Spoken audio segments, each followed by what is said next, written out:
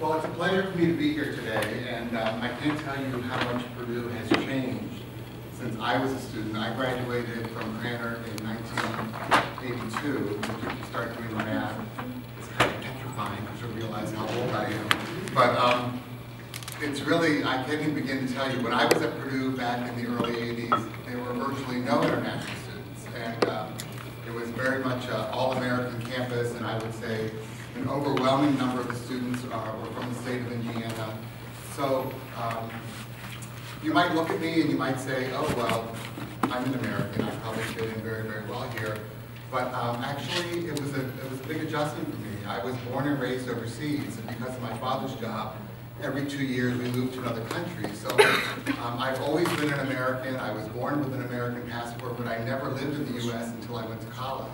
So it was very much a big adjustment for me. And I remember when I came here, and I love sports, and as I said, the campus was overwhelmingly American, and the World Series was kind of in full swing, and baseball was in full swing, and I kept asking people, well, why do they call it the World Series? Why do you call it the World Series here? I mean, they play baseball all around the world, in all different parts of Asia and South America, and in the Caribbean. Why is it the World Series? Because none of those teams that are from other parts of the world are invited. And people just kind of looked at me, and nobody really had an answer. And I remember one of the professors at Cranor heard me asking yet another person, why is this? And he said, no, come here. He goes, you don't understand. For most Americans, this is their world. And he was right. He was right on. But you know, I'm just so excited to see the diversity on this campus. You know, I don't know if you're familiar with the statistics. I'm sure that you are. But out of all the colleges and universities in the U.S., Purdue has the second largest representation of international students, over 10,000 international students, second only to the University of Illinois, and then rounding out some of the others that have a number are Columbia and USC out on the West Coast. But it's just, I think, incredibly refreshing to see this. And if I can disclose something, that I'm wondering if those of you that have been here for 2 years, 3 years, 4 years, might be feeling some of the same things that I was going through when I was here.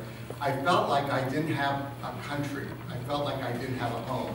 I felt like when I was here, I was American and I was back home, but yet I didn't necessarily always fit in because my experiences in life have been so different. And then, but when I went back to wherever my parents were living, whatever country that might be, and it changed all the time, I didn't feel like I was home there. And I felt like I was sort of lost between cultures. And as I talk to many Chinese students, I sense that sometimes some of you might feel the same way.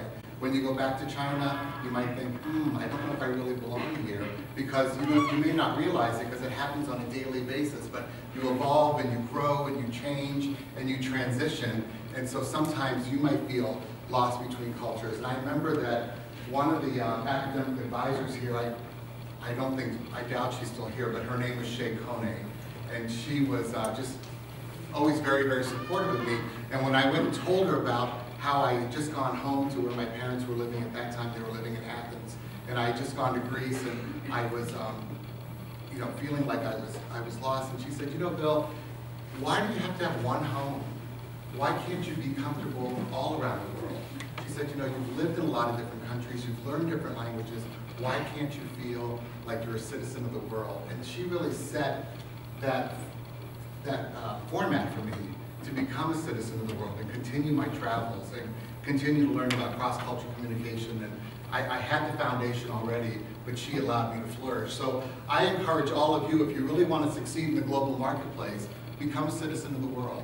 And I think that some of the information that we're going to go over today will set the foundation for that. I am the most technologically inept person you've ever encountered. Do me a favor, tell me how I would just go on to the next slide here. All these gadgets are always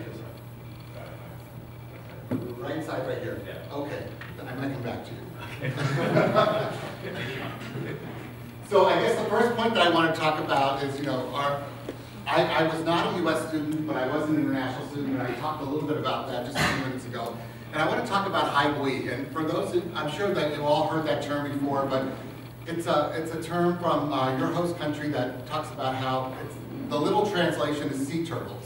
And in the business world, people often talk about Haihui. In other words, you're going to come to the US, you're going to get your education, and like sea turtles, many of you are going to swim back to China, and you are going to go ahead and establish your professional lives there. So what is a positive and what is a negative? Well, in my experience, when I'm out and about in the international community, there's only one negative. And the negative that I sometimes hear about Haihui students is that they're too expensive. A lot of Chinese employers will say, you know what, they command too much in the marketplace. I can maybe get 1.5 Chinese students that have studied in China for the same price. But on the other hand, what have you learned while you're in this? I mean, it's a totally different academic environment. Being in the US is a totally different way of learning. It's a lot of group work, it's a lot of interactive work. And so the skill set that you develop is your ability to become more verbal, your ability to work in teams, the ability to relate to other cultures, and the ability to present yourself. And sometimes that is absent in the university level in China, or just not as heavily emphasized. So the skill set that you learn here is very desirable for Chinese employers, because realistically, all of a sudden you don't have to be micromanaged. Unlike many of your peers that might graduate from Chinese universities who are used to getting a lot of direction, and then do this, and then do that, oftentimes it's refreshing for a Chinese employer because they can say, here's the whole goal. And you, because of the experience that you've had here, and perhaps work experience here, and certainly your academic experience, has already prepared you for that. So, and the other thing is that if you think about it, if you're based in China and you're working for a Chinese company, or you're working for a US company that is in the Chinese division, you can easily go to other countries because of your language skill that are surrounding that area. All of a sudden, oh my gosh, we have a project that's going on in the Philippines, we have something that's going on in Singapore. You have the social ability to interact, and you have the language capability to communicate. So all of these are big pluses. So I think that you made a wise decision being here. So what is the multiplier effect? The multiplier effect, as I mentioned before, let's say, for example, somebody many years ago decided they were going to come to Purdue. You decided you were going to come to Purdue, and you told all your friends and everyone in your town and people that you went to school with that you've been accepted at Purdue University. Now other people that perhaps haven't been exposed to that many universities, or only have the internet to go by, or rankings that are so big and guide many people, will say, oh my gosh, well, he's going to Purdue, I think I should apply to Purdue. And before you know it, it's called the multiplier effect. All of a sudden, an entire town or an entire graduating class, everybody's going to Purdue. I do orientations and consulting for Johns Hopkins at the Carey Business School, and it's amazing how many, first of all, the Chinese population is huge, the student population at that school, and almost everybody is from the same part of China. So what is the downfall of the multiplier effect? Anybody want to take a guess at what the downfall of the multiplier effect is? I just talked a minute ago about that incredible skill set that you develop, right? You become resourceful, you become independent, you are in another country, you gain a new level of self-confidence. But one of the downfalls of the multiplier effect is you don't necessarily, when a whole large group gets together, you may not interact with other cultures as much as you would have if you were on a school that didn't have such a large Chinese population. Does that make sense? All of a sudden now, when these schools have, let's say, 6, 7, 8,000 Chinese students, all of a sudden entire apartment complexes become Chinese. All of a sudden people start their entire social network. And what ends up suffering is your language skills aren't as good because you're not speaking English all that often, and you're also just not getting that experience of learning about other cultures. So I would caution you to not necessarily, there's a phrase in English called birds of a feather flock together. People with the same background all kind of come together. And that can often happen. And I'm going to ask you to resist that. Because part of the education that you get here, it's not just academic, it's social. And those social skills are really, really important, no matter what you do. If you decide to stay here, return to China, go to Australia, whatever the case may be. So post-graduation, my personal opinion, and I know that China's in transition and there are all sorts of different individuals that have different perspectives on where the country is going. I think China is going to be an incredible economic boom. I think that there are going to be so many opportunities that are going to come down the pike, and I think that you are incredibly well positioned to work for the Chinese division of a U.S. corporation. You can work for, I think, very soon, a Chinese corporation that might want U.S. representatives. I just think there are so many opportunities, especially for entrepreneurs, and we'll talk about entrepreneurs a little bit later on in the presentation, but you are very well positioned, and I think that's great. Okay, so I think the whole title of this presentation, and within the time parameters that we have, is to talk about 5 different points. So I just mentioned one: maximize interaction, perfect your language skills. If you don't use a language, it goes away. I mean, I grew up and I learned French. One of the countries that my dad was transferred to was Pakistan, and I was not in an American school there, and so I went to a French school. And I didn't speak a word of French when I went in, and within a few months, because children learn languages much easier, I was speaking French fluently. Well, now it's a struggle for me to keep up my French. I still speak French well, but it'll fade. So I would suggest that no matter where you go in this world, find a way to continue to speak English. Okay, and as I said, this is a non-academic training ground. Your social skill set that you're learning here is just as important as your academic skill set. So build a network, a foundation for your future. When I worked in the corporate world, if I received an email from a student that said, I am totally intrigued, at that time I worked in the airline industry, I'm totally intrigued with the airline industry, I think your company is really is intriguing, I would like to learn more, I would like to become an intern. If I received a well-written, well-thought-out email from any student anywhere, I always responded. And I always tried to meet them somewhere. I traveled quite a bit because of my job, and I would always try to encourage them, and because people like to help other people. Executives like to feel like they're supporting the community and supporting other people. So don't be shy. If there's some industry that you really want to work in, go ahead, get a really great email together and put it out there. You have nothing to lose. And I guarantee you, more often than not, someone will respond to you. The whole idea of building a network is very big in the U.S. and sometimes not so popular in other parts of the world. It's absolutely necessary. LinkedIn is your key. It's your professional key. Everybody in here should be on LinkedIn and reach out to everybody that you know, but you have to know them. Don't reach out to and expect to connect with total strangers. That's crossing the ethical line. So I'll tell you a little bit about a personal experience that I had in terms of networking. When I lived overseas, one of the people that I went to school with, his name is Greg Kinnear. Now that's not going to make one bit of sense to most of you because he's my age. But Greg Kinnear was an Academy Award nominated actor. Okay? He was in movies like As Good as It Gets, Sabrina, a whole slew of different movies. And he and I are friends. Well, we were friends in high school. We both played on the same football team, but we didn't really, we knew each other. Well, when he found out that I wrote my first book, he said, my gosh, I love the whole idea of cultures. Greg is a product of the embassy. His father was always overseas in different countries. So he said, I'd love to read your book about different cultures. And he read it, and he loved it. Great. He wrote an endorsement for the book. Beautiful, because he's a high-profile person. Well, then, he went on Good Morning America. He was being interviewed. And he said, they asked him, oh, so what is your favorite book? And he said, oh, I just read Life Could Be Sweet. And boom! All of a sudden, my book was a bestseller, and it was at the top of the charts, mainly because of a network connection. It's somebody that I knew, and it gave me the opportunity for him to read what I had written. And all of a sudden, it was this, and it kind of launched my career. All of a sudden, I was being invited to do speaking engagements, and it went off like that. Meet everybody that you know. Always be kind. Always be polite. Always be humble, and it will come back to you many, many times over. Build your network. You just never know.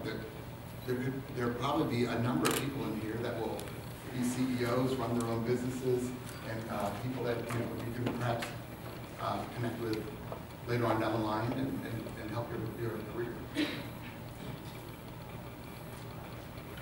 Okay, now typically this is an entire presentation. It's an entire module. So I will give you the quick kind of going over. There are 4 major obstacles to connecting with other cultures. It doesn't matter if you're Chinese and you're trying to connect with Australians, or if you're an American trying to connect with a Norwegian. These 4 obstacles are for right across the board. But I'm going to go ahead and use examples that will go ahead and tie into what you're experiencing right now in terms of bridging the gap between China and the US. So the first is direct versus indirect communicators. Now, let's just take this wall all the way across here. Every culture in the world is going to be represented right here. So let's go all the way down here, and this is the farthest end of direct communicators. Now, who are direct communicators? Well, direct communicators are heavily verbal. They are transparent. They are outspoken.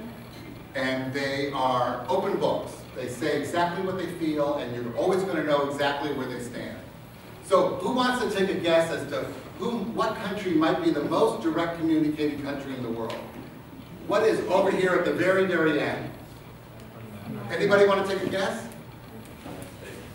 United States? Okay, well, so the United States is definitely a direct communicating culture. And if we were all the way here at the end, we might take one step in. And here would be the US. Now, if you want to take the most direct communicating culture, it's Russians, it's Northern Europeans, very straightforward. They could be considered blunt, and will be very, very transparent. Now let's wind all the way down here. Let's go all the way to the very end here. What culture do you think is the very, very most indirect communicating culture? The least verbal, relies on body language, very difficult sometimes for other cultures to figure out what they're thinking. Who do you think it might be? Who's at the very end here? Yeah, okay, China, well you said 2, right? You said China and India. So, okay, what would you say? You would say Japan, and you would be right. Because Japan is the most indirect communicating culture, and then you take one step in, and who do we have? We have China, yeah. And India, good point. India has maybe a few more steps in here, but definitely on the indirect communicating side of the scale. So what does that mean? And how do we build bridges between people that have such different communication styles? And the approach that I use is called cultural empathy. In other words, trying to better understand the challenges that other cultures have so you can communicate better with them. So for example, when I'm doing an MBA orientation and I talk about cultural empathy, I look at the American, because usually it's 30% American, 30 to 40% Chinese, and then Indians and Koreans and a smattering of other cultures. But basically those are the dynamics. So when I look at Americans and I say, my gosh, how can we go ahead and build bridges? Because Americans are very, in the group situation, tend to take over, tend to express their opinion, not necessarily ask other participants, what do you think? So what do you think? So I always say to Americans, you know, when you work in a group project, people aren't automatically moving and shaking because Americans are very productive and like to move and get things done quickly. Other cultures like to take time to digest the information and think about it. I said, so why don't you go ahead and say, so what do you think? What do you think? Because oftentimes Americans will say, oh my gosh, you know, we got this project, we were working in a group, I volunteered to be the team leader, and all of a sudden I started giving people different things to do, and the other participants from Asia totally shut down. And I said, well, because the participants from Asia are overwhelmed. They perceive you as being very, very aggressive. They don't necessarily perceive you as being a team player. And then the American will think, well, gosh, you know, they don't want to participate. And the Asian participants are often saying, I would like to participate, but let's just slow down a little bit because you're overwhelming me and I feel like you're taking me over. So it's just a case of understanding the challenges that other cultures inherently, what you've learned. Because there's a big difference between assertive and aggressive. And oftentimes, depending on what culture you're in, you can define that differently. For example, you might sense that an American individual who is in a group who's saying, I think we should do this, this, this, and this, is very aggressive, but the American thinks that they're just being assertive. And when they don't receive a response from, let's say, an Asian participant, they think that they're just not interested, or they don't want to participate, or they have nothing to contribute. So these are things I think that we need to talk about, and I think an orientation is a great place to do that, because it really sort of, people have a general understanding of what others are bringing to the table, and can walk in their shoes, so to speak, and understand their challenges. Excuse me. The reason I have Hong Kong in parentheses here is I was doing a presentation in Hong Kong, and about 50% of the participants were Chinese, about 20% of the participants were American, and then 30% of the participants were one or two from all over the world. So what I did is I had to do a breakout session. So I intentionally made the 10 groups very, very diverse. So each group had 5 Chinese participants and 2 American participants, and then broke up the other nationalities within the group.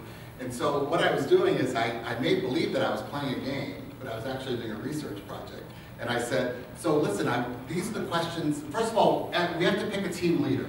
So let's go ahead and pick a team leader. And even though the Americans only had 2 out of the 10 participants in each group, 8 of the 10 groups had American team leaders. Because Americans will go, I'll be the team leader, I'll be the team leader, and everyone else was just kind of, because other cultures tend to wait for things to unfold and see how it all kind of plays out. But the Americans are right there, they were going to volunteer. And then I noticed, well, as I flashed up these pseudo-fake questions that I wanted people to answer as a team, oftentimes the American team leader, who's now the team leader, so running the group, would say, it's D, we say D. And without really soliciting any input from anyone else. So it was very interesting to give everyone the results, and it made the Americans go, oh my gosh, yeah, I didn't realize I had done that. So let's go on to the next obstacle. The next obstacle is fluency issues. And when is somebody really fluent? You're somewhat fluent, you're kind of fluent. I mean, I'm a native English speaker. Am I fluent? No, there are still words that I learn all the time that I didn't know before. I mean, vocabulary is kind of an ongoing learning process. So I think that people are fluent when they can think in another language. I mean, there was kind of a magic moment. I'm fortunate I had the opportunity to learn languages when I was growing up, and I speak French and I speak Greek. And there's a kind of a magic moment where all of a sudden I didn't have to think in English anymore and then make the leap and make the transition. All of a sudden I could think in French and I could respond in French and I could go along on my track. And it's so interesting when you talk about how you might change. It's something that I discovered, how I change when I speak different languages. For example, I'm up here now speaking to you in English, and I'm feeling very, very American. And if I segue over to French, it's very different, because I feel like I don't speak French, I feel like I sing French. Ah, bonjour, ça va bien? Oui, c'est mon plaisir, merci bien. It's totally different. Now, if I go into Greek, and I remember I took a bunch of American friends to Greece with me, and the very first day we were at a restaurant, and one of my friends said, what's the fight about? I said, what fight? He said, you're fighting with the waiter. I said, oh, no, I'm not fighting with the waiter. But when I speak Greek, and my voice gets stronger, and I become Greek. I become more demonstrative, and for my, for the people that know me, it's totally out of character. But I think that another part of fluency is actually embracing that language and taking on the persona. So I think that's another indicator of fluency. So how can we use cultural empathy to kind of bridge the fluency gap? Well, it's like I tell American participants, very few American participants in MBA programs that I've come across speak another language. So I say, think about what it would be like. Think about if you were going to a Chinese university. Think about if you were trying to learn Mandarin, or you were just mastering Mandarin. Think about how difficult that would be. And so if you're speaking English and somebody makes a comment, and then you say, well, listen, I have a different idea for that proposal. Think about what it would be like to hear that in Mandarin and try to follow the conversation. and try to think about how you would formulate a response, it would be completely overwhelming. So slow down and ask people, what do you think? And make sure that you get everyone, when you're working on group projects, make sure you get everyone's participation. But in the meantime, you have to also understand, as a Chinese student, understand the American frustration that might go along with that. Because Americans are so programmed to move quickly that they might think, this thing is just dragging along. So everyone needs to better understand the challenge of the other culture. Okay, so I put France up here for a certain reason. I was contacted by a headhunter, and they said, we want you to work on this project in Paris. And the headhunter said to me, the headhunter who did not speak French, said to me, you speak French, right? And I said, I sure do. So he said, that's great. And they hired me, and off to Paris I went.